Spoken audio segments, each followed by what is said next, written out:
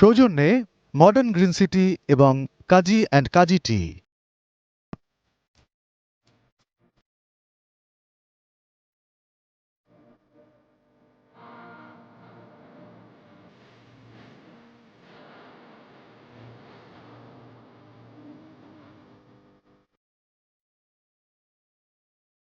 প্রিয় দর্শক, আপনাদেরকে আমন্ত্রণ জানাচ্ছি আমাদের প্রতিদিনের বইমেলার আয়োজন মেলার মাঠে থেকে। আজকে অমর একুশে গ্রন্থমেলার পঞ্চম দিন, এটা আপনারা জানেন। এবং আমরা যদি একটু পেছন ফিরে তাকাই, তাহলে এই মেলার যে ইতিহাস সেটা হচ্ছে যে 1972 সালে এই মেলা প্রথম প্রতিষ্ঠিত হয়েছিল। প্রতিষ্ঠা করেছিলেন চিত্তরঞ্জন সাহা, যিনি মুক্তধারা প্রকাশনীর পথিকৃৎ এবং প্রতিষ্ঠাতা। চিত্তরঞ্জন সাহা 1972 সালের 8 ফেব্রুয়ারি ঢাকা বিশ্ববিদ্যালয় সংলগ্ন বর্ধমান হাউস প্রাঙ্গণের যে বটতলা, সেই বটতলায় এক টুকরো চটের ওপরে কলকাতা থেকে আনা 32টি বই সাজিয়ে বইমেলার গোড়াপত্তন করেন। এই 32টি বই ছিল চিত্তরঞ্জন সাহা প্রতিষ্ঠিত স্বাধীন বাংলা সাহিত্য পরিষদ, বর্তমানে যেটা মুক্তধারা প্রকাশনী নামে পরিচিত, সেই মুক্তধারা প্রকাশনী থেকে প্রকাশিত। এবং সবচাইতে উল্লেখযোগ্য ব্যাপার হচ্ছে যে বাংলাদেশি শরণার্থী লেখকদের লেখা এই বইগুলো তিনি সাজিয়ে নিয়ে বসেছিলেন এই বাংলা একাডেমি চত্বরের সেই বর্ধমান হাউসের বটতলায়। এবং এই বইগুলি স্বাধীন বাংলাদেশের প্রকাশনা শিল্পের প্রথম অবদান ছিল। সে 1972 থেকে 1976 সাল পর্যন্ত তিনি একাই এই বইমেলাটি চালিয়ে যান। তারপরে 1976 সালে অন্যরাও এই চিত্তরঞ্জন সাহাকে দেখে অনুপ্রাণিত হন এবং 78 সালে বাংলা একাডেমির তৎকালীন মহাপরিচালক আশরাফ সিদ্দিকী বাংলা একাডেমিকে এই মেলার সঙ্গে সম্পৃক্ত করেন। এবং আরেকটি কথা বলে রাখা প্রয়োজন যে 1979 সালে মেলার সঙ্গে যুক্ত হয় পুস্তক বিক্রেতা এবং প্রকাশক সমিতি। এবং এই পুস্তক বিক্রেতা এবং প্রকাশক সমিতির যিনি প্রতিষ্ঠাতা, তিনিও ছিলেন কিন্তু চিত্তরঞ্জন সাহা। এরপরে 1983 সাল থেকে বাংলা একাডেমি এই অমর একুশে গ্রন্থমেলা আয়োজন সম্পন্ন করে। কিন্তু সেবার একটা অনাকাঙ্ক্ষিত ঘটনা ঘটেছিল। সেই স্বৈরাচারী এরশাদ সরকারের বিরুদ্ধে শিক্ষা ভবনের সামনে ছাত্রদের বিক্ষোভ মিছিলে ট্রাক তুলে দিয়ে 2 জন ছাত্র নিহত হন এবং ওই মর্মান্তিক ঘটনার পরে সেই বছর আর বইমেলা হয়নি। তারপর সাড়ম্বরে 1984 সালে সাড়ম্বরে এই অমর একুশে গ্রন্থমেলা শুরু হয় বাংলা একাডেমির চত্বরের মধ্যে।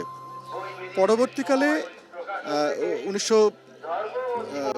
2014 সালে সরোয়ার্দী উদ্যানে বইমেলাটি সম্প্রসারিত হয়। তবে আজকে আমরা কথা বলবো সেই মুক্তধারা প্রকাশনীর যারা আছেন প্রকাশক পক্ষ থেকে, তাদের সাথে কথা বলবো। আমি কথা বলছি। আচ্ছা, আপনি প্রথমে আপনার পরিচয়টা একটু দেবেন। আমি মুক্তধারাতে বাণী বিক্রয় কর্মকর্তা হিসেবে আছি। আমার নাম ইন্দ্রজিৎ সেন চৌধুরী। এবারের মেলাটা ভালো মতোই শুরু হলো। এখন পর্যন্ত দর্শক সমাগম বৃদ্ধি পাচ্ছে। আমরা আশা রাখতে পারি আগামী দিনকে দর্শকের আগমন আরও বাড়বে, ক্রেতাও বাড়বে। বইপ্রেমীরা বইমেলার জন্য একটা বছর অপেক্ষা করেন। সেই অপেক্ষার পরে যখন এই মেলা শুরু হয় তখন তাদের উচ্ছ্বাস নিয়ে তারা আসে। আর আমাদের প্রকাশনী তো মেলার একটা ঐতিহ্য বহন করে আসছে। মেলা শুরুটা হয়েছিল এই প্রকাশনীর প্রতিষ্ঠাতা চিত্তরঞ্জন সাহার হাত ধরেই। তিনি 1971 সালে ভাষা দিবসে কিছু বই নিয়ে বর্ধমান হাউসের আমতলায় বসেছিলেন। এরপর থেকে উনি চেষ্টা করে গিয়েছিলেন যে একটা বইয়ের মেলা হোক।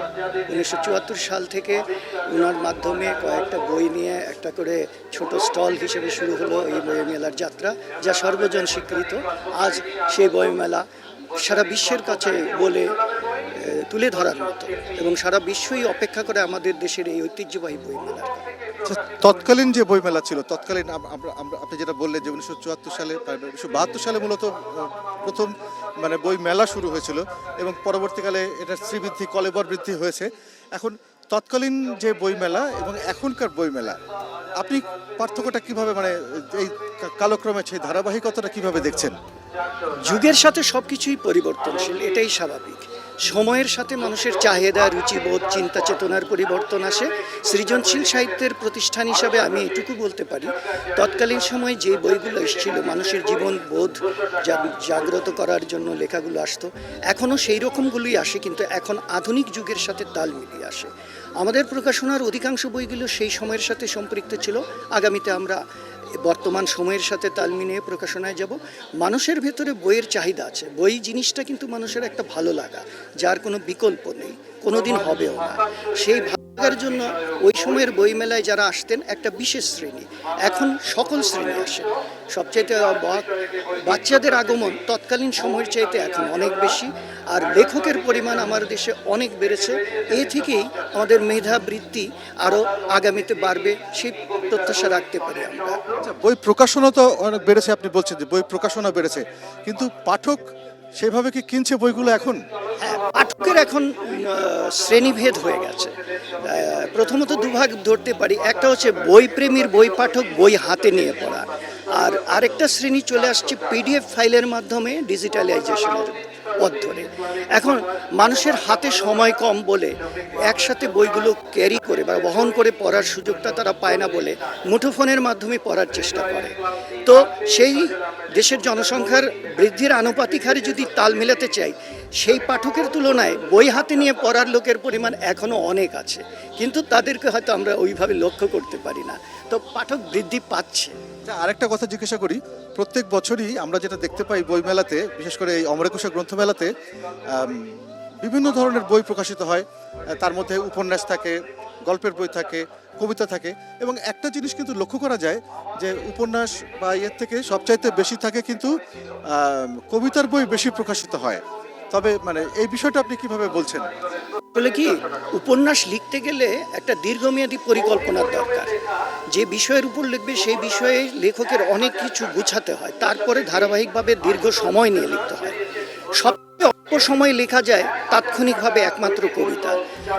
প্রথম থেকে যখন একটা মানুষ চিন্তা করে যে তার মধ্যে যদি ছান্দিক চেতনা থাকে, তাহলে সে কবিতার বইটাকে প্রাধান্য দেয়। এজন্য সবচেয়ে বেশি কবিতার বই প্রকাশিত হয়। আর এখন যে সময় আসছে বা আগামী দিন, আমাদের যুগের সাথে তাল মিলাতে হলে বিজ্ঞান বিষয়ক অনুবাদ এগুলো আমাদের প্রকাশনার দিকে বেশি যেতে হবে। আর সাহিত্য চর্চা তো অবশ্যই দরকার। সৃজনশীল সাহিত্য ছাড়া সমাজ উন্নয়ন বা মানবিক উন্নয়ন সম্ভব নয়। আমার দেশের যদি অগ্রগতি চাই, নতুন প্রজন্ম তো একটা সময় দেশের সকল হাল ধরবে, তাই তাদেরকে জানতে হবে, ইতিহাস জানতে হবে, বর্তমান জানতে হবে, এবং সৃজনশীলতার বিষয়ে জ্ঞান রাখতে হবে। সেই জন্য বই পড়তে হবে, এবং আগামীতে আরও কিছু গল্প, ছোট গল্প এবং উপন্যাস, এই দুটো আরও বেশি প্রকাশনা দরকার, এবং বিষয়ভিত্তিকভাবে মূলত। আরেকটা ব্যাপার জিজ্ঞাসা করি যে এই বইমেলাটা হচ্ছে যে পাঠক, লেখক এবং প্রকাশকের একটা মিলন মেলা।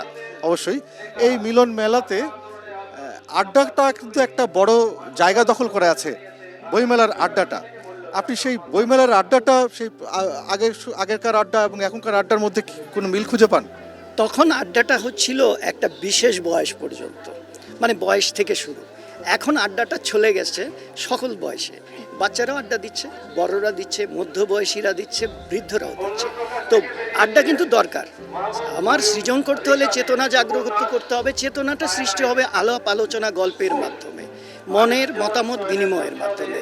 আড্ডা ছাড়া কোনো জিনিসই খুব একটা সুন্দরভাবে গুছানো হয় না। সেজন্য মেলার আড্ডাটা খুব মূল্যবান বিষয়।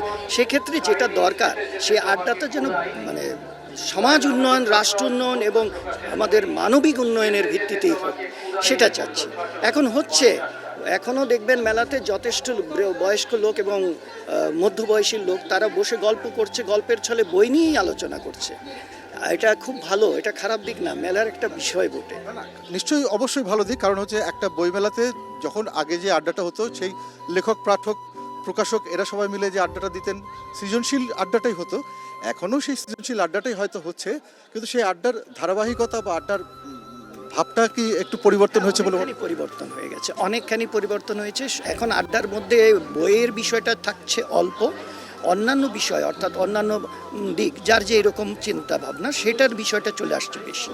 এখন নিজেদের মনের কথাগুলোকে নিয়ন্ত্রণহীনভাবে চলে আসতেছে। এখানে হয়তো কিছুটা খারাপ দিকও চলে আসে, সেটা একটু আমাদের নিজে থেকেই নিয়ন্ত্রণ করা দরকার। এটাই হচ্ছে মূল বিষয়। তো সময়ের নতুন প্রজন্মের চিন্তাভাবনার পরিবর্তনের কারণেই হয়তো এগুলো হচ্ছে। তবুও দরকার সৃজনশীলতা যে কোনো বিষয়ে। আপনাকে অসংখ্য ধন্যবাদ। কেউ ধন্যবাদ, সকলের শুভাকাঙ্ক্ষী।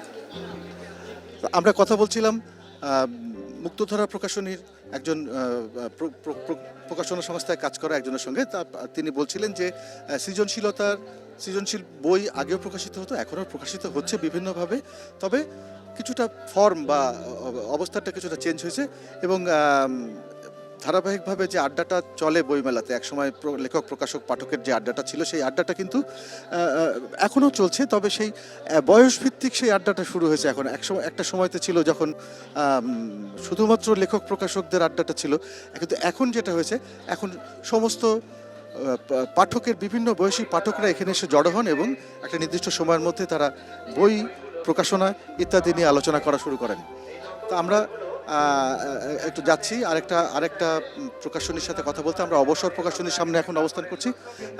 যদি একটু কথা বলতে চাই অবসর প্রকাশনীর যারা এখানে, একটা কথা বলি, এবারে কি কি বই আসছে আপনাদের? নতুন কি কি বই আসছে এবারে আপনাদের কি কি বই আসছে? নতুন বই, নতুন কিছু থ্রিলার বই আসছে, কিছু মূলত কি ধরনের বই আসছে? হ্যাঁ থ্রিলার, আপনার দংশন, কিছু সায়েন্স ফিকশনের বই আসছে, উপন্যাস আসছে। জি, কোন বয়সী ক্রেতারা আসছে আপনাদের কাছে? মধ্যবয়সী সব বয়সী ক্রেতারাই আসছে। এই যে এখন যে অবস্থাটা আমরা লক্ষ্য করছি যে এবছর তো আমরা নতুনভাবে বইমেলাটাকে দেখতে পাচ্ছি, তো সেই নতুন সময়ের বইমেলাটা কেমন হচ্ছে, আপনার কাছে কেমন লাগছে? ভালো লাগছে, ক্রেতারা আসছে, এখন একটু চাপ কম, দুদিন বাড়বে আশা রাখা যাচ্ছে। ধন্যবাদ আপনাকে। আমরা এবার এতক্ষণ কথা বলছিলাম বিক্রেতাদের সাথে, এবার আমরা কিছু পাঠক এবং ক্রেতার সাথে কথা বলি, একটু কথা বলি। আপনারা কি বই কিনছেন? আমরা যাবো এরকম কিছু টাইপের। আচ্ছা আচ্ছা আচ্ছা, হুমায়ুন আহমেদের বই কিনছেন? হ্যাঁ। আচ্ছা আচ্ছা, তো এখন কেমন লাগছে আপনাদেরকে, মানে আপনাদের কেমন লাগে যে বইমেলায় এসে বই কিনতে? বা এখানকার অনুভূতিটা ভালোই, মানে পরিবেশটা ভালো, বিভিন্ন ধরনের বই পাওয়া যায়, সাহিত্যিকের টাইপের, রোম্যান্সের, আরও অনেক কিছু বই পাওয়া যায়। আমরা এখানে এসে অনেক আনন্দিত হয়েছি, আর অনেক কিছুই। আচ্ছা, আপনি কি বলবেন যে কি জাতীয় বই আপনি পছন্দ করেন বা কি ধরনের বই কিনছেন? ঐতিহাসিক বিষয়বস্তু, এরপর বিভিন্ন মুক্তিযুদ্ধ কেন্দ্রিক ঘটনাগুলি, এইসবের উপরে। এগুলো আমাদের মেধার বিকাশ, এরপর জ্ঞানের বিকাশ ঘটায়। ব্যাস, এই আর কি। ধন্যবাদ। আমরা কথা বলছিলাম একজন ক্রেতার সাথে, একজন পাঠকের সাথে, তারা তরুণ প্রজন্মের পাঠক, এবং তারা বলছিলেন যে মুক্তিযুদ্ধ ভিত্তিক বই এবং মুক্তিযুদ্ধ ভিত্তিক বইয়ের মাধ্যমে তাদের সেই ইতিহাস সংক্রান্ত জানার ব্যাপারটা তারা জানতে চেষ্টা করছেন। আমরা আরেকটু কথা বলছি, একটু কথা বলি। আচ্ছা, কি বই কিনছেন আপনি? আমি কোনটা কিনলাম, আমি দারুণ দেখিনি, ভুলে গেছি। শেষ প্রশ্ন কিনলাম শরৎচন্দ্র চট্টোপাধ্যায়ের। জি, আচ্ছা, এবারের বইমেলাটা কেমন লাগছে? অর্গানাইজ লাগতেছে, অ্যান্ড এখন তো স্টার্ট না, মানে মানুষ, আমি ভাবি না যে এত বেশি আসবে, বাট আই গেস মোটামুটি আসতেছে আর কি। সাধারণত আপনি মানে এখানে এরকম একটু আগে বলছিল যে এটা থ্রিলার, বিভিন্ন রকম উপন্যাস, কি ধরনের বই আসলে পছন্দ আপনার, মানে আপনাদের প্রজন্মের কথা থেকে শুনছি? আমি আসলে বই এত বেশি পড়া হয় না আমার, কিন্তু মানে আমার জেনারেশনের মানুষদেরকে দেখি যে বই ভালোই পড়তেছে, অ্যান্ড মানে জাস্ট বাংলা না, বিভিন্ন দেশের বিদেশের বই পড়তেছে, অ্যান্ড আমাকে মানে মাঝে মধ্যে সাজেস্ট করে যে এরকম এরকম বই পড়া উচিত, তাহলে হচ্ছে কি যে ভোকাবুলারিও বাড়ে, তারপর হচ্ছে মানে অন্যান্য যত রাইটার আছে ওদের পার্সপেক্টিভ থেকে আমরা চিন্তা করতে পারি, বা বিদেশের যারা হচ্ছে মানে লেখালেখি করছে ওদের মানে ওরা কি ধরনের লেখা লিখছে, আমরা আমাদের দেশের লেখাগুলোর সাথে কম্পেয়ার করতে পারি। বাট মানে মোস্টলি আমার কাছে মনে হয় কি আমাদের মানে বাংলাদেশের লেখকরা যেরকম লেখালেখি করে, মানে সব রকম অনুভূতি নিয়ে এত সমৃদ্ধ আমার কাছে মনে হয় না যে অন্য কোনো দেশের মানে আছে। অনেক ধন্যবাদ আপনাকে। Thank you. অসংখ্য ধন্যবাদ। দর্শক, আমরা কথা বলছিলাম একজন ইয়ের সাথে, একজন পাঠকের সঙ্গে, এই প্রজন্মেরই পাঠক। তিনি বলছিলেন যে বিভিন্ন রকমের বই আরও বেশি পরিমাণে প্রকাশিত হওয়া উচিত আমাদের দেশের লেখকদের মধ্যে থেকে, তাতে করে পাঠকের চাহিদা আরও পূরণ করতে সক্ষম হবে। তো আজকে বইমেলার পঞ্চম দিনে এই পর্যন্ত আমরা যেটা দেখতে পেয়েছি যে বাংলা একাডেমির তথ্য অনুযায়ী গতকালকে পর্যন্ত বই প্রকাশিত হয়েছিল 92টি নতুন বই, এবং আজকে আসছে আরও 98টি নতুন বই, এবং সব শুদ্ধ মিলিয়ে এখনও পর্যন্ত 190টি নতুন বই প্রকাশিত হয়েছে এই অমর একুশে গ্রন্থমেলা থেকে। তো এই ছিল আমার কাছে মোটামুটি বইমেলার পঞ্চম দিনের খবর। এবং এই পঞ্চম দিন পর্যন্ত এখনও পর্যন্ত যে বিকেল থেকে সন্ধ্যে পর্যন্ত বেশ লোক সমাগম আমরা লক্ষ্য করেছি বইমেলাতে। একটা সময় যখন ছিল যখন শুধুমাত্র বইমেলার বাংলা একাডেমির চত্বরের মধ্যে বইমেলাটা অনুষ্ঠিত হতো, তখন কিন্তু লোক সমাগমটা বেশি বোঝা যেত, কিন্তু এই সরোয়ার্দী উদ্যানে বইমেলা সম্প্রসারিত হওয়ার পরে ছড়িয়ে ছিটিয়ে স্টলগুলো হয়েছে, এবং এই ছড়িয়ে ছিটিয়ে স্টলগুলো হওয়ার কারণেই সেই লোকের সেই ঠাসাঠাসি ভিড়টা কিন্তু আমরা দেখতে পাচ্ছি না। আর আপাতত এই ছিল আমার কাছে আজকের বইমেলার পঞ্চম দিন থেকে সর্বশেষ খবরাখবর।